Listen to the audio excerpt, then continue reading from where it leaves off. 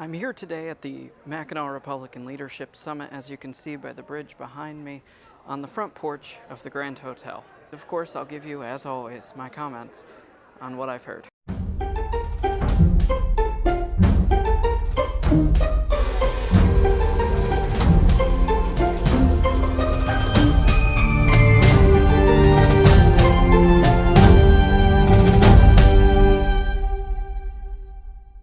I took a drive up I-75 to the northernmost point of Michigan's Lower Peninsula, Mackinac City, and from there took Shepler's Ferry across to Mackinac Island, where this weekend was the Republican Leadership Conference.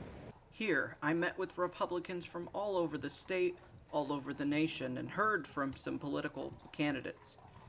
But I also got to tour the island and take in all of the captivating sights.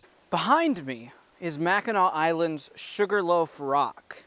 Originally part of a much larger cliff, it was left behind when waters eroded away all the softer material.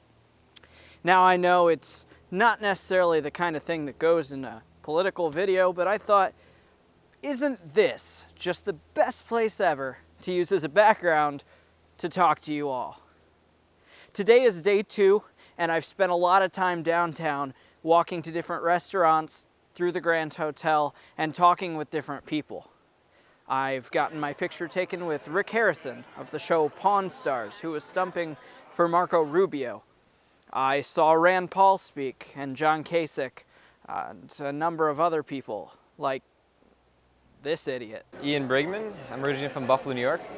Cool. And I see you're wearing a Republicans for Sanders Sure. President 2016 t-shirt. Could you tell me a little bit about why a Republican would vote for Bernie Sanders? I think a lot of these issues translate into the Republican voter base. There are a lot of ideas being thrown around and a lot of different candidates. I've talked to people who think Ted Cruz is way too conservative. I've talked to people who think, you know what we need? Someone even more conservative than Ted Cruz. There are certainly the large number of people here trying to gather support for the candidates that are polling lower. If I had to take a head count of the people representing different groups, I have seen way more people with Rand Paul shirts, with John Kasich shirts, than anyone else. In fact, I've heard from some of my friends that Rand Paul brought 500 paid activists to this conference.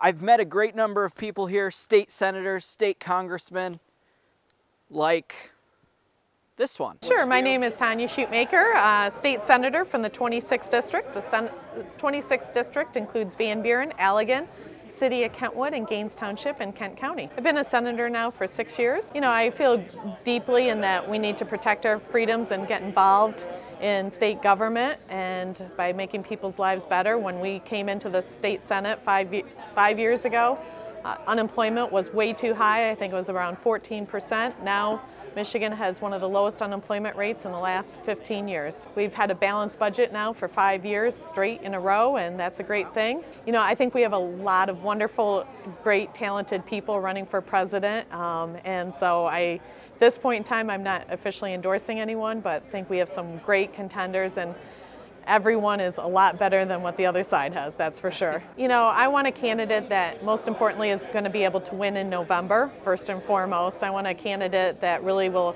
take back this country and restore the freedoms that I think have been lost over the last several years under the Democrat control. Or this one. Senator Rick Jones from the 24th District, that is Eaton, Clinton, Shiawassee in the northeast corner of Ingham. So I'm all around Lansing here in mid-Michigan. Well, I'm chair of judiciary, so I handle all the criminal and civil law, and it's the Senate Judiciary handles more bills than any other committee in Lansing. I like Scott Walker, Kasich, Carly Fiorina.